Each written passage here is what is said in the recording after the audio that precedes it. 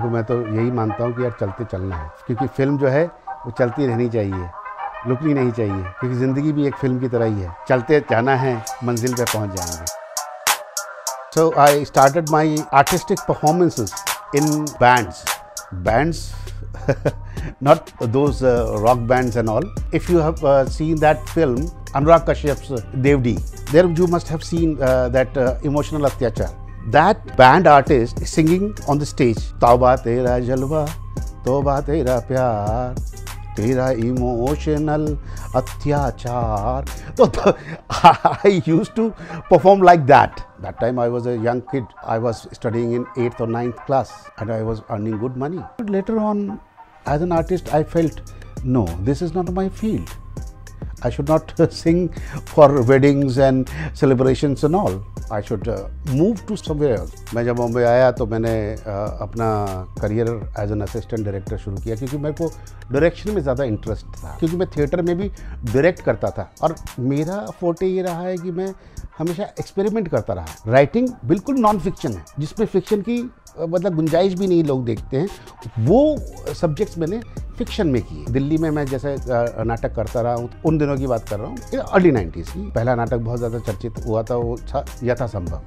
यथासंभव एक एंथोलॉजी थी जो शरद जोशी के राइटिंग्स पर आधारित थी. मतलब उसमें से कुछ 5 या 6 हमने व्यंग लिए थे और उसको नाटक के रूप में किया था, तो बड़ा चर्चित हुआ वो नाटक. वो बहुत सफल रहा, तो फिर मैंने उसी कड़ी में मैंने फिर इनको किया, हरिशंकर प्रसाई जी को. काग भगोड़ा उनकी एक एंथोलॉजी है, उसी को लेकर उसमें से कुछ 6-7 आर्टिकल्स को लेकर जो समझिए सटायरिकल एसेस थे. फिर बाद में मैंने कुछ नॉवेल्स को ड्रामेटाइज की, जिसमें से बहुत चर्चित मेरे दो नाटक बहुत रहे हैं. डोंकी ऑफ बाराबंकी बॉम्बे, जो कृष्ण चंद्र जी की राइटिंग पर है, जो एक गधे की वापसी करके उनका नॉवल था, जो पूरी बॉम्बे फिल्म इंडस्ट्री के बारे में था. जबकि मैंने बॉम्बे फिल्म इंडस्ट्री उस वक्त तक देखी भी नहीं थी, तो भी मुझे करने में बड़ा मज़ा आया वो नाटक डोंकी ऑफ बाराबंकी इन बॉम्बे.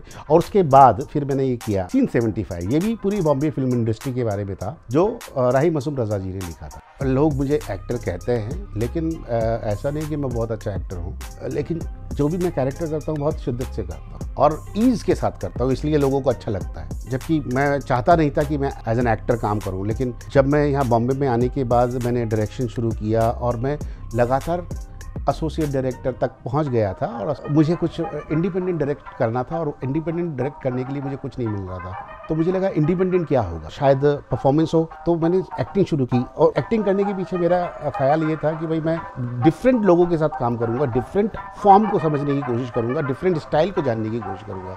इसलिए मैंने एक्टिंग शुरू की, और एक्टिंग में भी मुझे अच्छा काम मिलता रहा. लेकिन सबसे दिक्कत मुझे इस बात से होती रही कि मुझे छोटे छोटे रोल मिलते थे, कई बार भी बड़ा रोल नहीं मिल पा रहा था. तो मैंने अपने प्राइस बढ़ा दिए. कई बार शुरू में तो लोगों ने दिए, उसके बाद से बंद कर दिया. मैं एकदम खाली हो गया, और जीने के लिए यहाँ कुछ ना कुछ तो चाहिए बॉम्बे में, और कोई काम कर नहीं सकता था. मुझे और कोई काम आता भी नहीं था, सच बात तो ये भाई.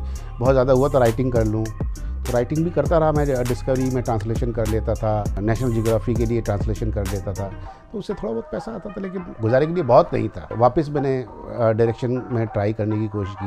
हालांकि शुरू में जब मैंने डायरेक्शन में जब काम करता था तो मैं श्री राम राघवन के साथ था, और FTI के काफ़ी दिग्गज डायरेक्टर के साथ मैंने काम किया एज एन एसोसिएट डायरेक्टर. वो भी बहुत लाइक करते थे, उनको भी लगता था कि यार मैं अच्छा एक डायरेक्टर बन सकता हूँ. लेकिन कहते हैं ना कि यहाँ कुछ लिखा रहता है, जब यहाँ होगा तभी मिलेगा. पहली इंडिपेंडेंट फिल्म बहुत पहले शुरू होने वाली थी, जब मैंने देखिए ज़रा मैंने 2008 में की थी. और 2008 के बाद मुझे एक बहुत अच्छी फिल्म मिली थी, मैं तनिष्ठा चैटर्जी और मिमो थे. सुंदरबन में फिल्म की शूटिंग होनी थी, सारी तैयारियां हो गई थी, लेकिन पता नहीं अचानक क्या हुआ, एक रेत का पहाड़ बना और करके चला गया. उस बीच मुझे ऑफ़र तो और भी फिल्म हुई थी एज एन एसोसिएट डायरेक्टर, और उसमें अच्छा पैसा भी मिल रहा था मुझे, लेकिन मैं इंडिपेंडेंट करना चाहता था. जबकि मुझे इंडिपेंडेंट फिल्म में पैसा बहुत कम मिल रहा था, लेकिन मैंने कहा नहीं, इंडिपेंडेंट फिल्म करूँगा तो शायद इसी से करियर बनेगा. भाई लोगों को शो कैसे करूँ मैं? एज एन एसोसिएट डायरेक्टर तो मैं कभी कुछ शो नहीं कर सकता. हाँ, एप्रिसिएशन मुझे मिलेगा, लेकिन मैं पब्लिक में, अपनी ऑडियंस में कैसे शो करूं कि मैं क्या करता हूं या किस तरह के मैं फिल्में करना चाहता हूं। इस बीच मेरे एक दोस्त हैं जो अब गुजर गए हैं, भगवान उनकी आत्मा को शांति दे, निदीप त्रिवेदी, उनके साथ भी काफ़ी मैंने फिल्में प्लान की थी और लकीली एक फिल्म जो है मुकाम पे पहुंचने के लिए तैयार हो गई। पहली फिल्म मैंने की बलाका। एक्चुअली शुरुआत जो बलाका की हुई थी वो डुलॉजी ऑफ कॉमेडीज, 2 कॉमेडी थी। इंटरवल से पहले एक कॉमेडी होगी और इंटरवल के बाद एक कॉमेडी होगी। लेकिन जब प्रोड्यूसर ने देखा कि फिल्म तो बहुत अच्छी आ रही है तो बोले कि नहीं यार, इसको ड्यूलॉजी वगैरह मत करो, इसे सिंगल फीचर फिल्म करो। उस तरीके से मेरी सिंगल फीचर फिल्म बलाका जैसे बन गई। फिल्म फेस्टिवल्स में काफ़ी रिकग्निशन मिली, south west London film festival, Cairo में तो वो ओपनिंग फिल्म थी, कई फिल्म फेस्टिवल्स में वो रही फिल्म। और फिल्म थोड़ी सी एब्सर्ड थी, जिस तरह की मैं फिल्में बनाना चाहता हूँ, कुछ एब्सर्ड, कुछ कॉमिक, कुछ इमोशनल।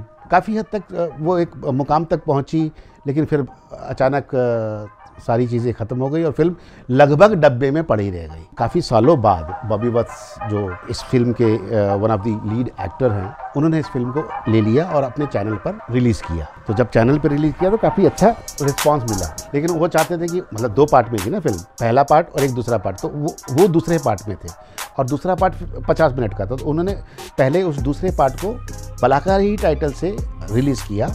वो जो पहला पार्ट था उसको फिर हमने प्यारी नारी बलाका के प्रीक्वल के रूप में रिलीज़ किया। दोनों फिल्मों को बहुत अच्छा रिस्पांस मिला।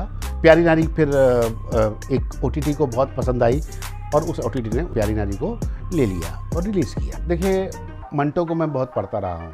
मंटो की कहानियों पे नाटक करके मेरा इंटरेस्ट था।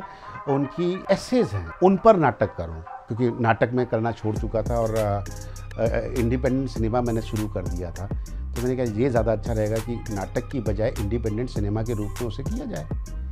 क्योंकि देखिए, नाटक तो जब तक परफॉर्म हो रहा है तब तक है, लेकिन फिल्म जो है वो लगभग हमेशा के लिए रह जाती है। तो मैंने मंटो की कुछ नॉन फिक्शनल राइटिंग्स उठाई और उसके ऊपर मैंने फिल्में तैयार की, जिसमें सबसे पहले ही थी मंटो की शादी। फिल्म फेस्टिवल्स में तो बहुत सराही गई, वो कम से कम 20-25 फेस्टिवल्स में वो रही।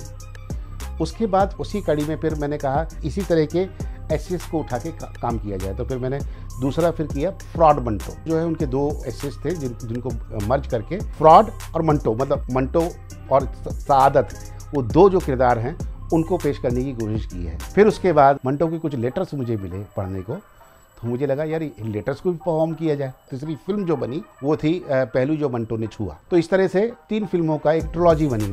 मैं एडवर्टीजमेंट फिल्म और कॉर्पोरेट फिल्म करता रहा हूँ अपनी रोजी रोटी के लिए, और इंडिपेंडेंट सिनेमा मैं करता रहा ताकि मैं अपना जो सिनेमा है वो उसको ज़िंदा रखूँ, या अपना जो सिनेमा है जो लोगों तक ले आऊँ। मंटो ट्रिलॉजी के बाद फिर लकीली एक US के OTT प्लेटफॉर्म ने हमें संपर्क किया कि भाई कुछ मंचों के कुछ और कहानियों को अगर देख सको तो।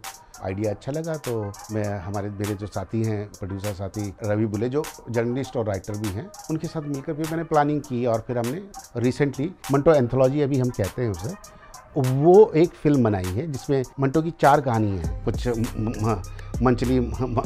मचलती कहानियाँ हैं जिसे देखकर आप बड़ा मज़ा लेंगे। और सबसे अच्छा ग्राफ उस एंथोलॉजी में ये बना है कि फिल्म एक लाइट ह्यूमर से शुरू होती है और रोमांटिक होती है और ज़्यादा रोमांटिक होती है और फिर एक ट्रेजेडी में बदल जाती है। बहुत जल्दी आप इस फिल्म को देखेंगे।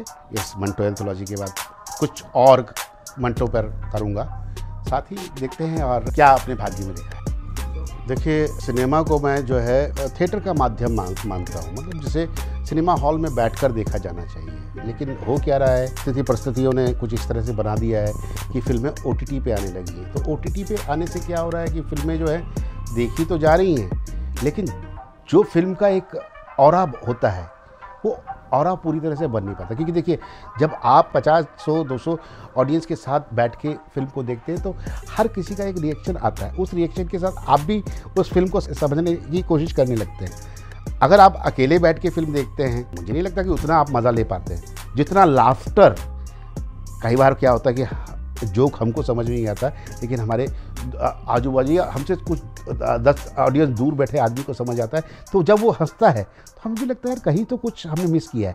फिर हम उसको समझने की कोशिश करते हैं और मज़ा लेते हैं। तो सिनेमा जो आज जो एक बहुत ज़्यादा फ़ोन के अंदर या मॉनिटर, लार्जली सिनेमा जो है कंप्यूटर और फ़ोन पे जो बनता जा रहा है, इससे हट के वापस सिनेमा घरों में फिल्मों को आना चाहिए, क्योंकि फिल्में तो अच्छी बन रही हैं। कहते हैं कि वो मजबूरी सब कुछ सिखा देती है, और इस मजबूरी ने मुझे बहुत कुछ सिखाया। मजबूरी है मतलब ऐसी कोई मजबूरी नहीं बोल रहा मैं, मुझे फिल्म बनानी थी, लेकिन फिल्म बनाने के लिए पैसा चाहिए। अब पैसा तो थोड़ा बहुत था, लेकिन जितना पैसा चाहिए फिल्म बनाने के लिए उतना नहीं था। तो अब कैसे किया जाए, तो मैंने चीज़ों को सीखना शुरू की। पहले एडिटिंग सीखी, क्योंकि राइटिंग वाइटिंग कर रहा था तो कंप्यूटर से एक रिलेशन बन गया था। तो मैंने कहा जब ये कंप्यूटर से ही सब कुछ ऑपरेट होना है तो मैं क्यों नहीं इसको सीख लूँ। तो मैंने एडिटिंग सीखी। एडिटिंग के साथ साथ थोड़ा बहुत साउंड डिज़ाइन भी सीख लेता है आदमी। और कैमरा तो कहीं ना कहीं दोस्त से आ जाएगा, लेकिन शूट कैसे करेंगे, क्योंकि कैमरामैन को बुलाना भी एक्सपेंसिव हो जाता है। तो कई बार मुझे अपनी फिल्मों के लिए खुद कैमरा भी करना पड़ा। तो इस हिसाब से कि कैमरा, डायरेक्शन, एडिटिंग, इवन कि कई बार राइटिंग भी, परफॉर्मेंस, ये सब करते हुए सब कहीं बोले यार तुम क्या वन मैन स्टूडियो हो। तो मुझे कई बार अच्छा भी लगता है कि वन मैन स्टूडियो होना चाहिए। हाँ, ये है कि भाई एक डायरेक्टर को ये सब नॉलेज होना चाहिए। अपने जितने भी पुराने डायरेक्टर्स हैं उनके पास सारी कलाएँ थी, चाहे वो संगीत हो, चाहे नृत्य हो, फिल्म एडिटिंग हो, फिल्म कैमरा हो, ये सारी नॉलेज वो रखते थे, तभी जाके एक डायरेक्टर बनते थे। तो मुझे लगता है कि मैंने भी अगर ये सब सीखा है तो कहीं ना कहीं मुझे काम आएगा।